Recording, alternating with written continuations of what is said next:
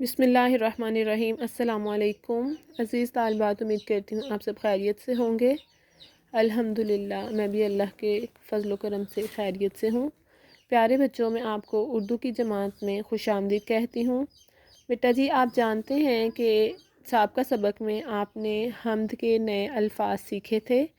حمد کے نئے الفاظ کے معنی بھی یاد کیے تھے اور ان الفاظ کو جملوں میں بھی استعمال کیا تھا۔ اسی طرح بیٹا آج ہم حمد کے سوالات و جوابات کو دیکھیں گے اور ان سوالات کے جوابات کو لکھنے کی آپ مشق کریں گے۔ جی پیارے بچوں آپ دیکھ سکتے ہیں کہ آپ کا پہلا سوال ہے، حمد کسے کہتے ہیں؟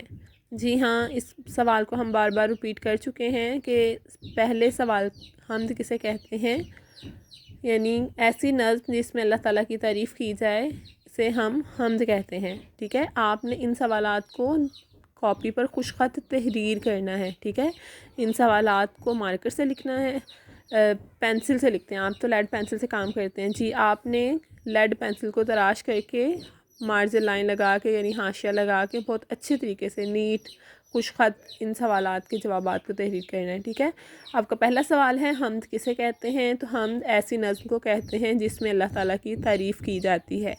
جی ہاں، اب آپ کا سوال نمبر 2 ہے، نظم میں سے اللہ تعالیٰ کے 4 صفاتی نام ڈھونڈ کر لکھیے۔ نظم میں سے اللہ تعالیٰ کے 4 صفاتی نام، تو اب میں آپ کی مدد سے نظم سے 4 اللہ تعالیٰ کے صفاتی نام تلاش کروں گی۔ جی پیارے بچوں، آپ دیکھ سکتے ہیں کہ آپ کا پہلا شعر ہے، پیدا کیا ہے اس نے، خالق ہے وہ ہمارا۔ تو اس پہلے شعر میں جو لفظ خالق ہے، خیلف خا لام کافلی خالق، بیٹا یہ اللہ تعالیٰ کا صفاتی نام ہے۔ ٹھیک ہے، یہ اللہ تعالیٰ کی خوبی ہے۔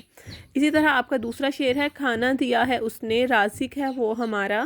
تو اس شعر میں رازق جو لفظ ہے نا، ری الف را زیر کاف ذک، رازق، یہ بھی لفظ اللہ تعالیٰ کی صفت ہے۔ ٹھیک ہے نا، یہ نام اللہ تعالیٰ کا ہے اور یہ اللہ تعالیٰ کی صفت ہے کہ وہ ہمیں کھانا بھی دیتا ہے۔ پہلی صفت ہو گئی خالق اور دوسری صفت ہو گئی ہے رازق۔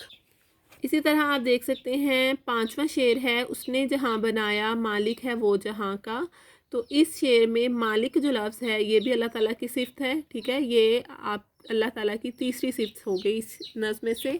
اور اب آپ دیکھ سکتے ہیں آخری شعر ہے، اس کے سوا کسی کو حاکم نہ اپنا جانے۔ ٹھیک ہے، حاکم بھی اللہ تعالیٰ کی صفت ہے، یعنی کہ وہ بادشاہ ہے اس تمام کائنات کا۔